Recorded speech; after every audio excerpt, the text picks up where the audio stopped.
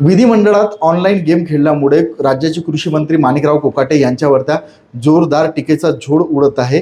असं असतानाच ऑनलाईन गेममुळे राज्यातील जे कित्येक तरुण आहेत ते देशोधडीला लागलेत.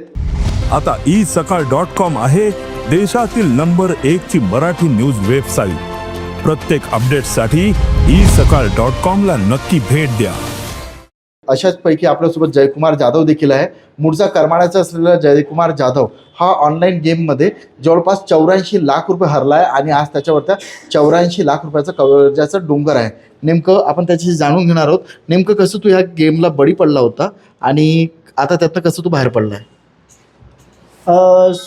सुरुवातीला हा माझा व्यवसाय बघत असताना मला एका सहकार्याने करमाळा तालुक्यातील एक वाशिंबे गावच्या सहकार्याने ह्या गोष्टीची मला लिंक दिली आणि त्याने सांगितले की ही लिंकवरती एक डाउनलोड करून अशा पद्धतीचे तू गेम खेळ, ह्याच्यामधून पैसे मिळतात चांगल्या पद्धतीचे. माझ्याकडे वेळ होता म्हणून मी ती लिंक डाउनलोड केली आणि डाउनलोड केल्यानंतर मी सुरुवातीला त्याच्यामध्ये 5,000 टाकले. 5,000 रुपये टाकल्यानंतर त्याची रक्कम त्याच्यामध्ये जिंकत वाढत गेली आणि 50,000वरती मी गेलो.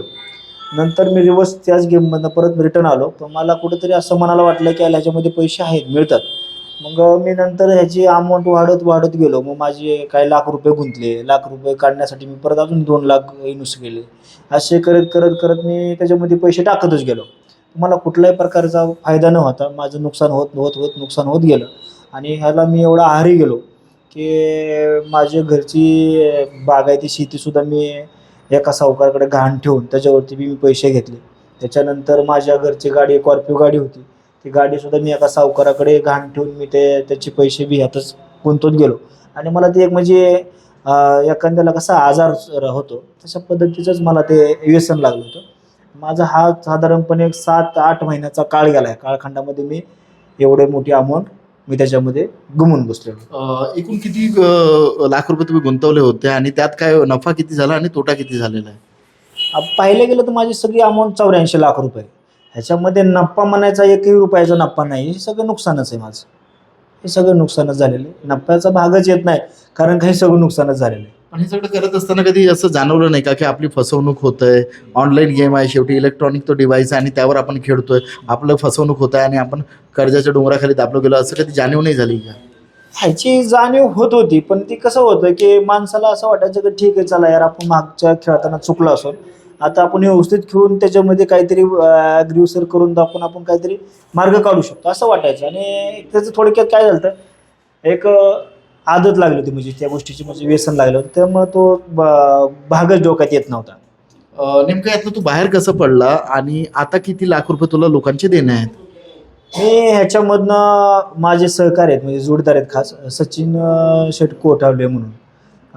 त्यांनी मला ह्याच्यामधनं बाहेर काढलं आणि मला त्यांनी खूप मदत केली. ह्याच्यामध्ये म्हणजे त्यांनी मला अतिशय चांगलं मार्गदर्शन केलं की ह्याच्यामधनं बाहेर पड, तुझा व्यवसाय धंदा चांगला होता, त्याच्यामधनं तू 1 वर्षात 6 महिन्यात रिकवर व्हायची, बाहेर पडशील. पण हाच मार्ग जो तुझा पहिला होता तो मार्ग पकड, ह्या मार्गामधनं तू बाहेर पडू शकत नाही. मग त्याच्यानंतर त्यांच्या मार्गदर्शनाखाली मी परत इथं आलो, व्यवसायाला सुरुवात केली. पाहता हळूहळू करीत त्यांनी मला काय अर्थसहाय्य करून मी आता फक्त 20 ते 22 लाख रुपये देणं आहे आणि त्याच्यामध्ये माझी तशा पद्धतीची तरतूद माझ्याकडे आहे. सध्या 1 महिन्याभरामध्ये हे देणं पाणी मी लोकांचं देऊन टाकेल. राज्यातले असे कित्येक तरुण आहेत जे अजूनही ऑनलाईन गेम खेळतात, लाखो रुपये त्याच्यामध्ये हरतात. कित्येक तरुण देशोधडीला लागलेत. अशा तरुणांना तू काय आव्हान करशील? तू तरी म्हणजे सुदैवाने आत्ता बाहेर पडलाय, त्यांना काय आव्हान करशील? काही लोक आत्महत्या करण्यापर्यंतचं टोकाचं पाऊल उचलत आहेत. आव्हान म्हणजे बघा सर, काय झालेलं आहे, खूप तरुण ह्याच्यामध्ये वायाला गेलेले.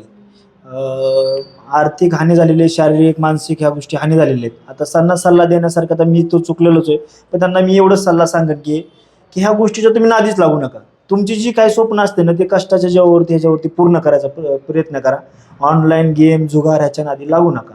हे व्यसन तुम्हाला कधीही पुढे नेऊ शकत नाही. ह्याच्यामधून तुमची हानीच होणार आहे.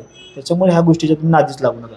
ज्या सभागृहामध्ये लोकहिताचे निर्णय घेतले जातात त्याच सभागृहामध्ये राज्याचे जे कृषी मंत्री आहेत ते ऑनलाईन गेम खेळतात रमीसारखं. काय म्हणजे कसं पाहतो तू त्यांच्या ह्या कृतीकडे आणि खरंच शासनाने ह्या गेमवर बंदी आणायला हवी का? आता बघा सर, कृषी खातं म्हणजे आपल्या देशाचा कणा आहे आणि महाराष्ट्रामध्ये तुम्हाला माहिती आहे आपलं कृषी क्षेत्र किती चालतं. शेतकरी त्याच्यामध्ये बी अडचणीत असताना, एवढे प्रश्न शेतकऱ्यांचे पुढे पडत असताना मला एकच प्रश्न पडतो की कोकाटे साहेबांपुढं हा रम्मीचा डाव कसा काय पडत आला. त्यांनी ह्या गोष्टीला जाणं, ह्या गोष्टीपर्यंत विधानभवनीमध्ये वावरणं हे खूप हानिकारक आहे आणि ते त्यांच्या वेशाला पटणं न पटण्यासारखा भाग आहे. राज्यातील तरुणांना चुकीचा पायंडा माणिकराव कोकाटे यांनी पाडून दिलाय का रमी गेम खेळून? हो, 100%. आता बघा, जर एखादी व्यक्ती गेम खेळत असेल तर ती व्यक्ती काय करणार की आता आपल्या देशाचे आपल्या राज्याचे कृषी मंत्री ऑनलाईन गेम खेळतात, म्हणजे त्याला ट्रस्ट वाटणार ह्या गेमवरती, हा गेम खरा आहे, म्हणजे मंत्री लोक खेळतात म्हणजे ह्या गेम खोटा नाही ना. मग ह्याच्यावरती लोक अजून आहारी जाणार ना, ह्याला त्याच्याकडे वळणार. जे थांबणारे होते ते सुद्धा थांबणार नाही. त्याच्यामुळं हे जे केले ना आपल्या देशाचे कोकाटे साहेबांनी, कृषी मंत्र्यांनी, हे खूप चुकीच्या पद्धतीची वर्तणूक केलेली. त्यांना मी एकच सल्ला आहे की बाबा, सगळे तुमच्यासारखे गडगड नसतात. आज शेतकऱ्यांची अवस्था खूप बिकट आहे आणि त्यातनं जर त्यांच्या मुलांकडून जर पाय घसरून ही अवस्था झाली तर त्याला शेती विकल्याशिवाय पर्याय नाही आहे त्यातनं बाहेर पडण्यासाठी. त्याच्यामुळं तरुणांनी बी ह्याच्या आहारी जाऊ नये आणि कोकाटे साहेबांना बी सल्ला आहे की तुम्ही जरी खेळत असला तर तुम्ही बी थांबावं. शासन सर्रास म्हणजे हा जो मोबाईल आहे कोणी पण म्हणजे आपल्या मोबाईलमध्ये इझिली डाउनलोड करू शकतो. शासनाने याच्यावर बंदी आणायला हवी का? 100% शासनाने याच्यावरती बंदी आणावी. कारण शासनाने बंदी जर आणली ना तर बऱ्यापैकी लोकांचे आयुष्य उद्ध्वस्त होणारे थांबणार आहे. कारण जसा कोरोना रोग होता तसाच प्रकारचा हा ऑनलाईन गेमचा एक रोगच आहे. तो माणसांमध्ये वाढत जाणार आणि ह्याची प्रचंड संख्या परत होणार आहे, असं भीती 100% आहे. आपण पाहू शकतो की जयकुमार जाधव हा जो तरुण आहे हा सुदैवानं ह्या ज्या ऑनलाईन गेमच्या नादातून बाहेर पडला आहे आणि आज तो यशस्वीरित्या व्यवसाय करत आहे. मात्र ऑनलाईन जे गेम आहेत ज्याच्यावर जुगार खेळला जातो अशा गेमवर राज्य सरकारने आणि केंद्र सरकारने बंदी आणावी अशी मागणी त्याने केली आहे. गोपाल मुडगरे, साम टीव्ही न्यूज, पिंपरी चिंचवड. देश विदेशातील प्रत्येक घडामोडींचे लाईव्ह अपडेट मिळवण्यासाठी आता साम टीव्हीच्या सर्व सोशल मीडिया प्लॅटफॉर्मला लाईक, फॉलो आणि सबस्क्राईब करा. तसंच सर्व नोटिफिकेशनसाठी बेल आयकॉन प्रेस करायला विसरू नका.